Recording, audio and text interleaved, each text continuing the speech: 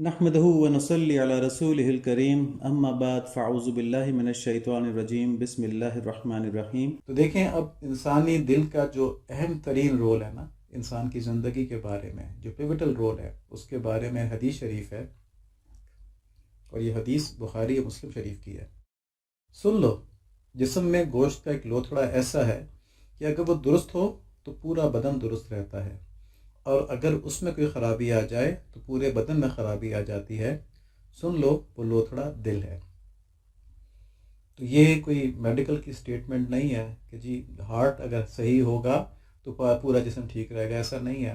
Heart اگر کسی کا بالکل تندرست بھی ہو، اس کا دماغ کام کرنا چھوڑ سکتا ہے، اس کے کڈنیز کام کرنا چھوڑ سکتے ہیں، یہ بات ہے روح کی، روحانی جسم کی بات ہو رہی ہے کہ جس کا دل ٹھیک ہوگا اس کے سارے اعضاء سے نیک اعمال نکلیں گے، اس کی آنکھیں نامحرم سے بچیں گی، ناجائز چیزوں کو نہیں دیکھیں گی، اس کے کان غلط باتوں کو نہیں سنیں گے، اس کی زبان حرام چیزوں کو نہیں چکھے گی، اس کی ساری چیزیں ٹھیک ہو جائیں گی، کیونکہ اس کا دل جو ہے نا اس کو مستقل انڈیکیشن دے رہا ہوگا، نہیں اس کے پاس نہیں جانا۔ دیکھیں، ہم میں سے کون سور کھا سکتا ہے؟ اگر سامنے آ بھی جائے، بہترین انداز میں بنا کے کوئی لے آئے، بڑا اچھے سٹیکس بنا کے لے آئے اس کے، اور ہمیں پتہ ہو کہ یہ پوک ہے، یہ سور ہے، تو ہمیں سے کوئی کھا سکتا ہے؟ نہیں، حالانکہ زبان کو ذائقہ آئے گا اس کا۔ دل جو ہے نا اس کے اندر اتنی نفرت ڈال دی گئی ہے سور کے بارے میں کہ اس کو ہم ہاتھ نہیں لگا سکتے۔ یہ اللہ تعالیٰ کا انعام ہے، اللہ تعالیٰ کی نعمت ہے، ٹھیک ہے؟ تو یہی دل جو ہے، اس طرح سور سے آدمی کراہت کھاتا ہے، اس طرح ہر گناہ سے کراہت کھائے گا، کوئی گناہ آدمی نہیں کر پائے گا۔ تو اس حدیث میں بتایا گیا کہ اگر دل درست ہو جائے تو انسان صرف نیک اعمال کرتا ہے، اور اگر دل برباد ہو جائے تو انسان برائی سے محبت کرنے والا بن جاتا ہے، اس سے برائی چھٹتی نہیں ہے پھر۔ اور حدیث میں آیا ہے کہ دنیا کی محبت اور اس میں ضرورت سے زیادہ انہماک، فضول اور فحش باتوں میں مشغولیت، اور ان کی وجہ سے ہونے والی آخرت سے غفلت، یہ انسان کے دل کو برباد کر دیتے ہیں۔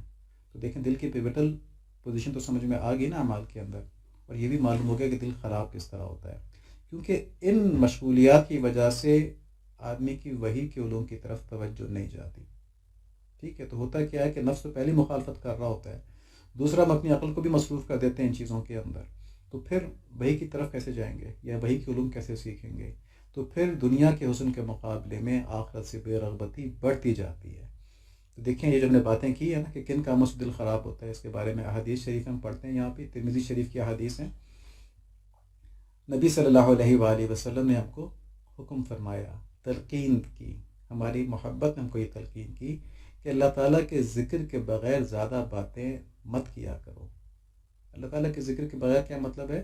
کہ جو بات بھی ہو اس میں آپ کوئی دین کی بات کر رہے ہوں، کسی دین کی نصیحت کر رہے ہوں، تو یہاں نبی صلی اللہ علیہ وآلہ وسلم نے فرمایا کہ اللہ تعالیٰ کے ذکر کے بغیر زیادہ باتیں نہ کرو، کیونکہ اللہ تعالیٰ کے ذکر کے علاوہ زیادہ باتیں دل کی سختی ہے، اور لوگوں میں اللہ تعالیٰ سے سب سے زیادہ دور سخت دل والا ہے۔ تو لوگ کہتے ہیں نا فلاں شخص جو ہے وہ تو ایسے ہی ہے کہ اس کے پاس اس ٹاپک کے علاوہ کوئی اور ٹاپک ہی نہیں ہے، جب بھی اس کے پاس جاؤ ایک ہی رجسٹر کھول کے بیٹھ جاتا ہے، اس نے یہی بات کرنی ہے۔ تو بھائی اس میں بات یہ کہ اللہ تعالیٰ نے اپنے فضل و کرم سے اس کی تشکیل اس چیز پہ کر دی ہے کہ اب وہ یہی باتیں کرے، تو یہ اس کے لیے بھی بڑی اچھی بات ہے، اور جو لوگ اس سے تعلق رکھیں گے ان کے لیے بھی اچھی بات ہے کہ جتنا وقت اس کے ساتھ رہیں گے اتنا وقت تو دنیا داری کی باتوں سے محفوظ ہو جائیں گے۔ اور ایک حدیث میں ہے کہ شرم و حیا ایمان سے ہے، اور ایمان جنت میں ہے، اور فحش کوئی سخت دلی سے ہے، اور سخت دلی آگ میں ہے۔ دل کے سخت ہونے کی وجہ سے آدمی فحش کوئی کرتا ہے، اور پچھلی حدیث میں پتہ چلا کہ فضول کوئی بھی، یعنی بیکار باتیں بھی دل کی سختی کا سبب بنتی ہیں۔ اب ان کا علاج کیا ہے کہ اگر کسی کا دل خراب ہو گیا تو علاج کس طرح ہوگا اس کا؟ تو اس کے بارے میں نبی صلی اللہ علیہ وآلہ وسلم نے فرمایا، دل کو بھی زنگ لگتا ہے جیسے کہ لوہے کو پانی سے زنگ لگتا ہے۔ پوچھا گیا، دل کے زنگ کو دور کرنے والی کیا چیز ہے؟ تو آپ صلی اللہ علیہ وآلہ وسلم نے فرمایا کہ موت کو بہت زیادہ یاد کرنا اور قرآن مجید کی تلاوت کرنا دل سے زنگ کو دور کرتا ہے۔ یہ مشکوٰۃ شریف کی حدیث ہے۔ تو اس حدیث میں جو علاج بتایا گیا ہے، اور وہ کیا بتایا گیا ہے کہ دل کو جو زنگ لگانے والی چیزیں ہیں ان کو چھوڑ دیا جائے، اور دل کو جو پالش کرنے والی چیزیں ہیں ان کو اپنا لیا جائے۔ لیکن دل کو زنگ کیسے لگتا ہے؟ بدعمالیوں سے لگتا ہے۔ سورہ مطففین کی آیت نمبر 14 ہے، کَلَّا بَلْ رَانَ عَلَىٰ قُلُوبِهِم مَّا كَانُوا يَكْسِبُونَ، یوں نہیں بلکہ ان کے دلوں پر ان کے اعمال کی وجہ سے زنگ چڑھ گیا ہے۔ تو دلوں پر زنگ کب چڑھتا ہے؟ جب بدعمالیاں ہوں. اور بدعمالی کیا چیز ہوگی؟ وہ چیز جو آخرت کو خراب کر دے. اور آخرت کو ناجائز دنیا میں منہمک ہونا ہی خراب کرتا ہے. جائز دنیا کی بات نہیں ہو رہی، ناجائز دنیا میں منہمک ہونا. وہ کب ہوتا ہے؟ جب دنیا کے حرص ہو اور آخرت کی طرف توجہ نہ ہو. جب دنیا کی محبت بہت زیادہ ہو دل کے اندر اور آخرت کی طرف کوئی محبت کی رجحان ہی نہ ہو. تو جو شخص موت کو کثرت سے یاد رکھے گا اس کے ساتھ کیا ہوگا؟ اسے دنیا کی رنگینیاں دھوکے میں نہیں ڈال سکیں گی، دنیا کے لذات دھوکے میں نہیں ڈال سکیں گی. جو موت کو کثرت سے یاد رکھے گا اس کو ہر وقت یہ خیال رہے گا کہ یہ ساری خوبصورتیاں، یہ ساری رنگینیاں، یہ ساری لذتیں یہ صرف چند دنوں کی ہیں. یہ مجھ سے چھوٹ جائیں گی، مجھ سے کبھی بھی چھوٹ سکتی ہیں، مجھ سے ابھی بھی چھوٹ سکتی ہیں، ایک لمحے بعد بھی چھوٹ سکتی ہیں، ایک سال بعد بھی چھوٹ سکتی ہیں. اور پھر مجھے ایک عظیم حساب کتاب سے گزرنا ہوگا. اور جس انسان کو یہ فکر لگ جائے گی وہ قدرتی طور پہ اپنے رب کی معرفت چاہے گا کہ بھئی اس حساب کتاب سے بچنا کیسے ہے. میں اس کھیل کود میں تو نہیں پھنستا کیونکہ یہ عارضی ہے، مجھے تو مرنا ہے، لیکن اب مرنے کے بعد کیا کرنا اس کا کیسے معلوم ہو مجھ کو؟ تو پھر وہ کیا ہوگا؟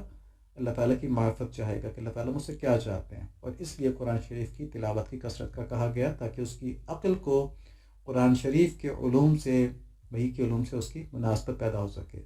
اور پھر ان کی بنیاد پر جو وحی کے علوم سے عقل روشن ہوگی نا، اور موت کے خوف سے انسان کے دل کے اندر ایک عزم پیدا ہوگا کہ میں آخرت کے لیے کچھ کر جاؤں، اپنے آپ کو اس نقصان سے بچا لوں.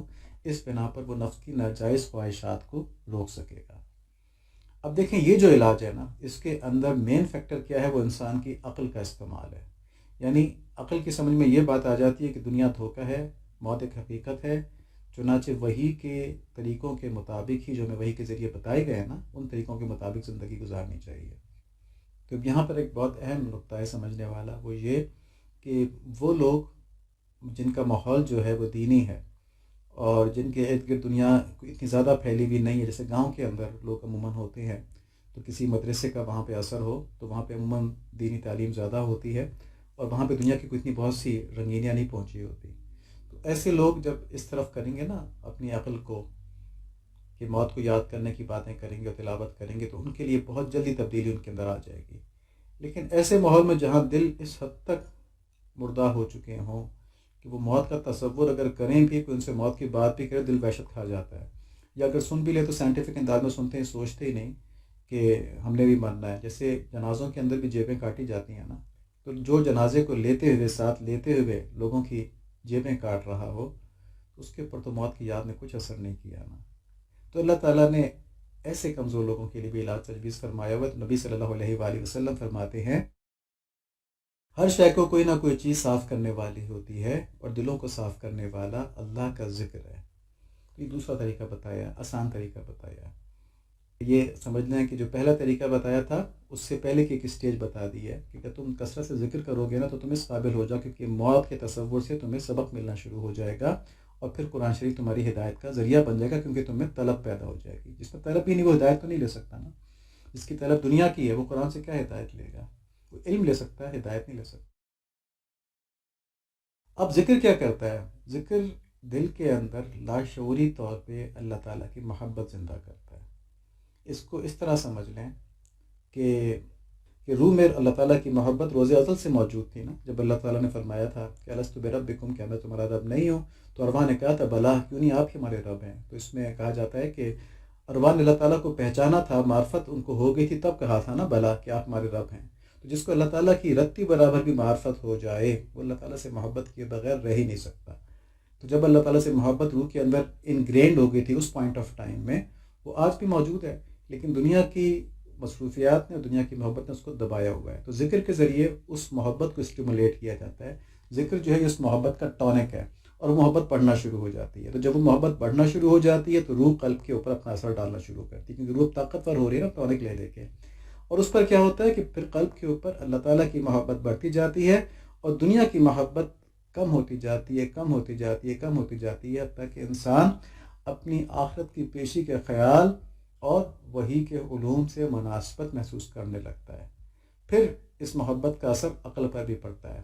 پھر کیا ہوتا ہے کہ قلب اور عقل مل کر نفس کو قابو کر لیتے ہیں. ابھی میں دیکھا تھا نا، نفس سرکشی کرتا ہے وہ سب کچھ، تو پھر قلب اور عقل، قلب کے اندر اللہ تعالیٰ کی محبت آ جاتی ہے روح کی وجہ سے، روح کی قوت کی وجہ سے، اور عقل کے پاس وحی کے علوم ہوتے ہیں تو پھر نفس کی بات کی مخالفت کرنے کے قابل ہو جاتے ہیں۔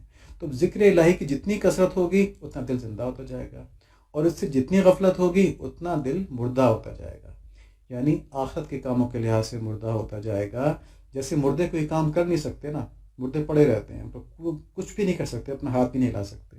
تو جو شخص آخرت کے لحاظ سے اس طرح کا ہو جائے نا کہ اذان ہو رہی ہے اور وہ سوچ بھی رہا ہے کہ نماز پڑھنی چاہیے، مگر اس کی اٹھنے کی ہمت نہیں ہے کہ اٹھ کے نماز پڑھے، تو یہ آخرت کے لحاظ سے مردہ ہو گیا ہے۔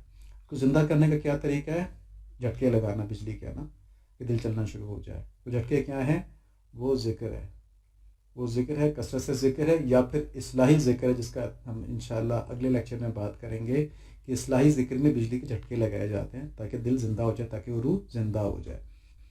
تو یہ زندہ اور مردہ کی جو مثال ہے نا، یہ نبی صلی اللہ علیہ وآلہ وسلم نے دی ہے۔ تو فرمایا، یہ بخاری شریف کی حدیث ہے، اس کی مثال جو اپنے رب عز و جل کا ذکر کرے اور جو نہ کرے، زندہ اور مردہ کی سی ہے۔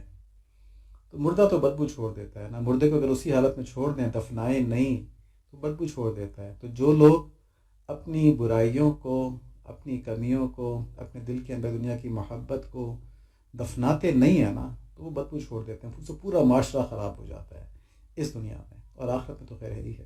تو اللہ تعالیٰ ہمیں ایسے لوگوں میں ہونے سے محفوظ فرمائے۔ اللہ تعالیٰ ان باتوں کی برکت سے ایسے لوگوں کو تبدیل فرما دیں، اللہم آمین۔